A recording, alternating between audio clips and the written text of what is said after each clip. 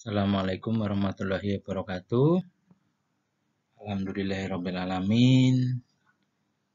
Kita dipertemukan kembali dalam mata kuliah Sistem Informasi Keperawatan ya. Untuk hari ini pokok bahasan kita adalah manajemen dan teknologi sistem informasi pelayanan kesehatan di rumah sakit.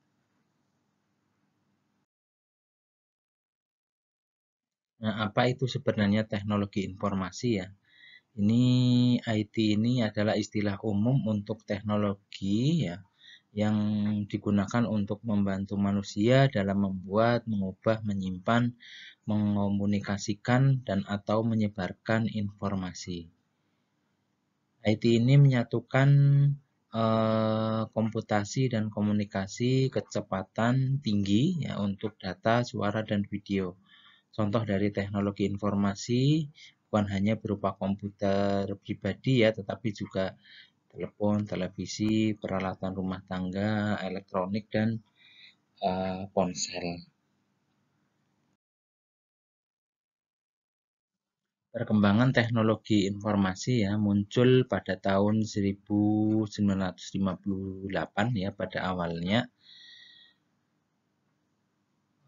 Seperti ditulis oleh Lewitt and Wissler yang menyatakan bahwa teknologi baru belum memiliki nama tunggal yang didirikan. Kita akan menyebutnya teknologi informasi.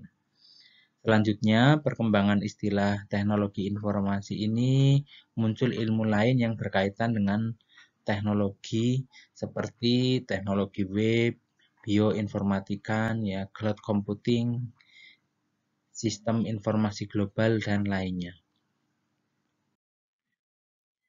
Secara garis besar terkait dengan sejarah teknologi, ya perkembangannya awalnya manusia menggunakan bahasa sebagai teknologi, kemudian penggunaan gambar, ya, kemudian selanjutnya tulisan, huruf, angka, dan sampai saat ini sudah semakin berkembang dengan perkembangan teknologi yang semakin canggih tentunya. Untuk teknologi informasi di rumah sakit, ya, ini teknologi informasi bukan berarti harus menggunakan komputer ya, itu bukan, tapi lebih kepada perpindahan teknologi dari manual ke otomatis. Tujuannya apa? Yaitu untuk membantu dalam melakukan pekerjaan, bukan untuk menggantikan pekerjaan. Membantu pekerjaan ini dengan mengurangi tingkat kesalahan sehingga muncul kepuasan kepada pasien. Berdasarkan standar akreditasi, disebutkan bahwa rumah sakit itu harus menerapkan sistem teknologi informasi kesehatan ya, di pelayanan kesehatan untuk mengelola data dan informasi klinis serta non-klinis sesuai peraturan perundang-undangan. Sistem teknologi informasi di pelayanan kesehatan ini merupakan seperangkat tatanan yang meliputi data, informasi, indikator, prosedur, teknologi, perangkat, dan sumber daya manusia yang saling berkaitan dan dikelola secara terpadu untuk mengarahkan keputusan yang berguna dalam mendukung peningkatan mutu pelayanan dan pembangunan kesehatan.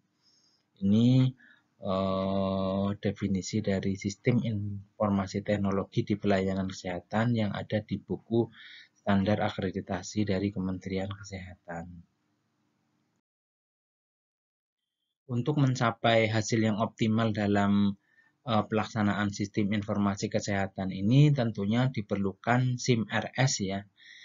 Sistem informasi manajemen rumah sakit yang menjadi media berupa sistem teknologi informasi komunikasi yang memproses dan mengintegrasikan seluruh alur proses pelayanan di rumah sakit ya, dalam bentuk jaringan koordinasi, pengumpulan data, pelaporan, dan prosedur administrasi untuk memperoleh informasi secara tepat dan tentunya akurat. Dalam pengembangan sistem informasi di rumah sakit ini, rumah sakit harus mampu meningkatkan dan mendukung proses pelayanan kesehatan ya, yang meliputi kecepatan, akurasi, integrasi, peningkatan pelayanan, peningkatan efisiensi, kemudian pelaporan dalam pelaksanaan operasional. Kemudian yang kedua, kecepatan mengambil keputusan, akurasi dan kecepatan identifikasi masalah, serta kemudahan dalam penyusunan strategi dalam pelaksanaan manajerial.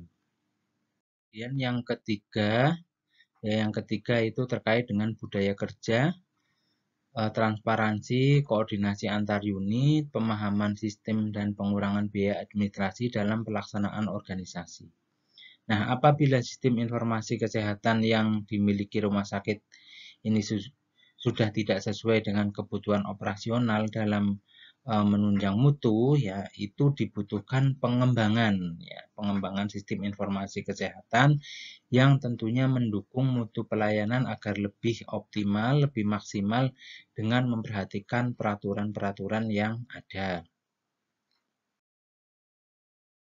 Sistem teknologi informasi di rumah sakit tentunya harus dikelola secara efektif dan komprehensif serta terintegrasi. Nah, dan sudah barang tentu ada unit atau ada individu yang bertugas untuk mengawasi atau bertanggung jawab untuk mengawasi sistem informasi kesehatan di rumah sakit. Nah, setidak-tidaknya hal-hal yang harus menjadi perhatian atau tanggung jawab unit atau individu tersebut yaitu terkait dengan bagaimana merekomendasikan ruang, kemudian peralatan, teknologi, dan sumber daya lainnya kepada pimpinan rumah sakit untuk mendukung sistem teknologi informasi di rumah sakit.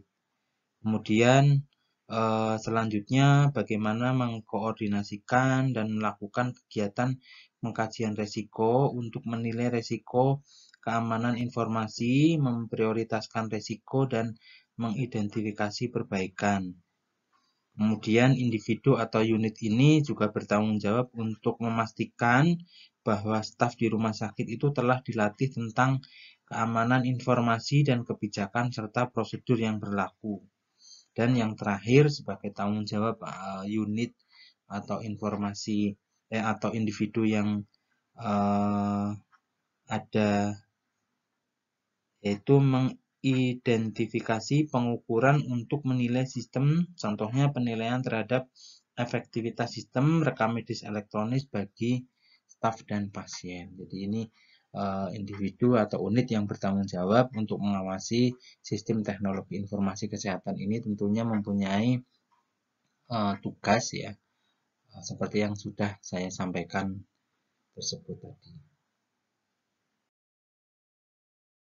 Selanjutnya untuk teknologi informasi berbasis komputer, nah ini sebenarnya sudah cukup banyak disinggung dalam materi-materi sebelumnya ya, bagaimana teknologi informasi saat ini itu berbasis komputer, walaupun tadi disebutkan bahwa tidak serta-merta penggunaan teknologi itu adalah penggunaan komputer, tapi perpindahan dari yang manual ke yang otomatis.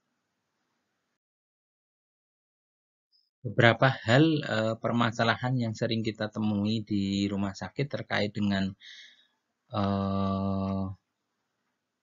dasar pengambilan untuk teknologi informasi ya, yaitu pengambilan keputusan yang tidak dilandasi dengan informasi, kemudian informasi yang tersedia tidak relevan, yang ketiga informasi yang ada tidak dimanfaatkan oleh manajemen, kemudian yang keempat informasi yang ada tidak tepat waktu, yang kelima bahkan terlalu banyak informasi, yang keenam informasi yang tersedia tidak akurat, yang ketujuh adanya duplikasi data, dan yang kedelapan adanya data yang cara pemanfaatannya tidak fleksibel.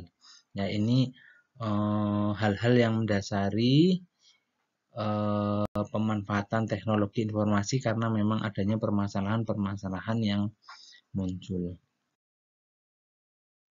Secara umum untuk syarat keberhasilan teknologi informasi ya, strategi yang dapat dilakukan untuk sistem informasi agar memiliki cakupan yang luas yaitu dengan penyusunan rencana induk pengembangan, kemudian pembuatan rancangan global, pembuatan rancangan rinci, implementasi, dan operasionalisasi.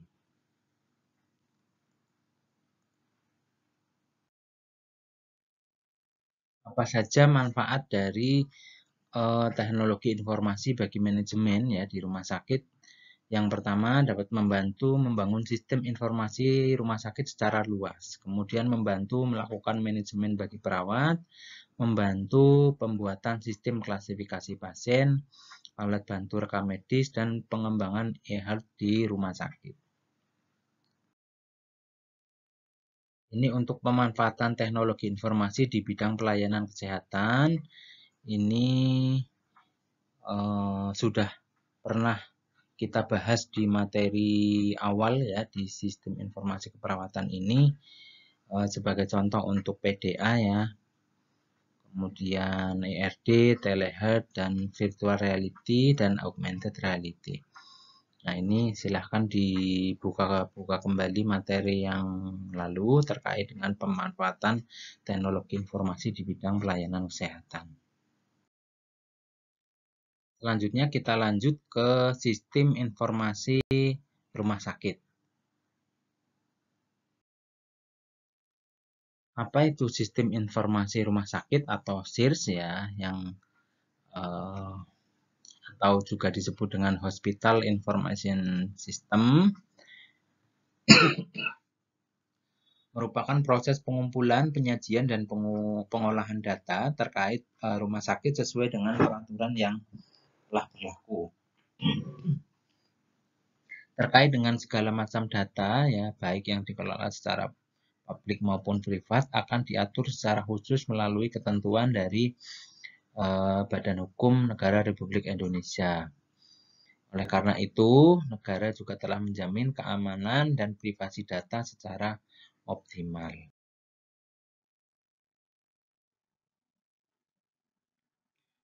Selanjutnya untuk tujuan dari SIRS ini untuk memberikan kemudahan dan percepatan integrasi antar sistem dalam membantu pasien dan tenaga medis dalam praktik dan pemberian informasi terkait bidang kesehatan. Tujuan tersebut dapat dijabarkan ya, yang pertama yaitu meningkatkan kecepatan transfer informasi ya, tentunya kecepatan transfer informasi ini mampu menyelesaikan proses pekerjaan yang berhubungan dengan administrasi rumah sakit. Ya, hal ini menjadi salah satu tolak ukur dari profesionalisme dan kemampuan setiap rumah sakit maupun lembaga kesehatan lain untuk meningkatkan kualitas pelayanan. Yang kedua yaitu peningkatan akurasi data.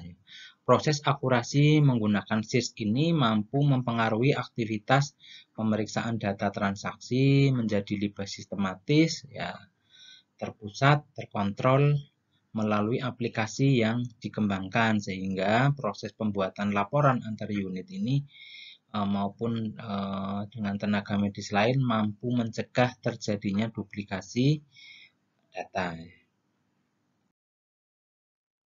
Selanjutnya, tujuan yang ketiga yaitu integrasi sistem secara cepat dan tepat. Dengan penerapan teknologi aplikasi digital pada perangkat rumah sakit, maka segala bentuk sistem yang berjalan secara manual itu dapat dimonitoring dan berjalan secara lebih terpusat.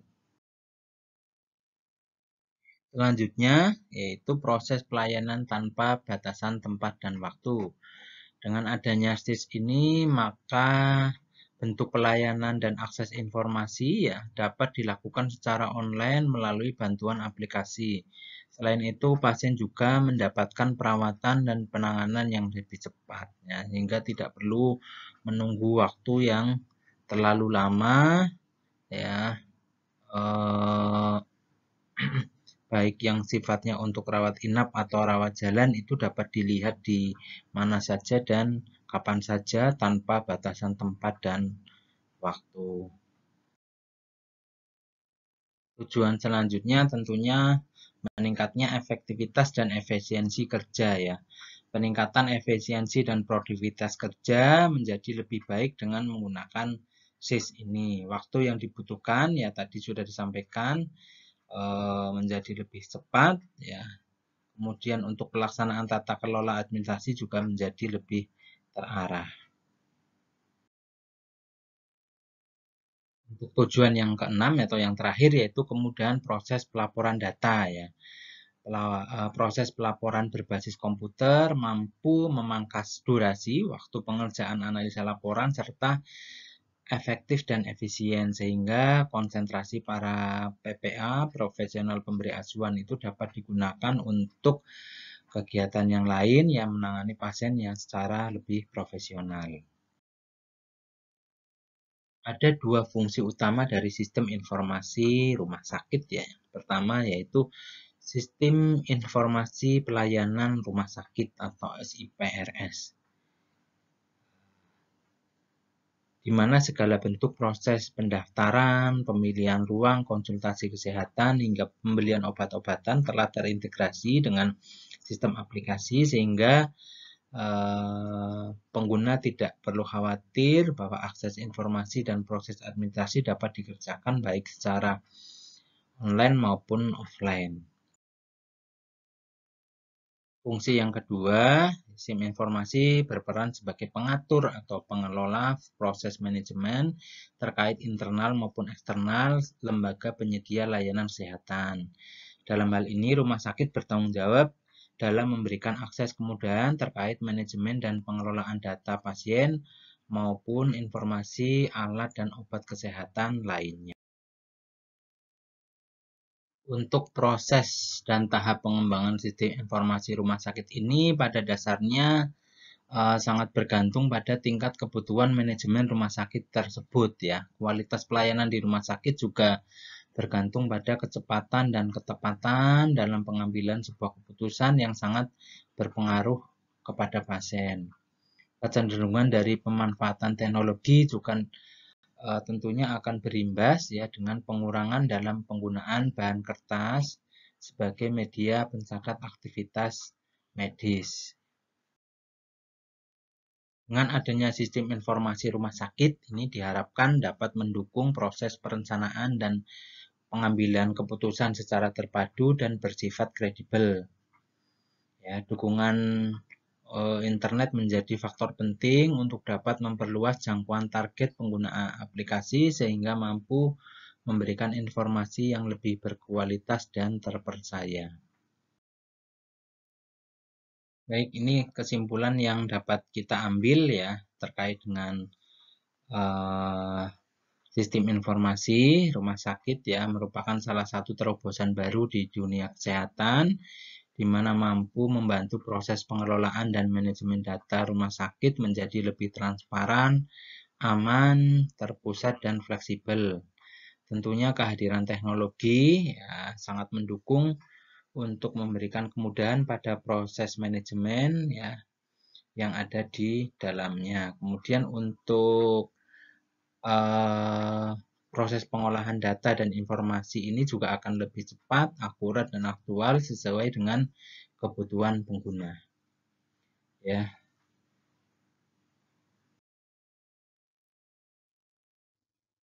Demikian untuk materi kita kali ini ya.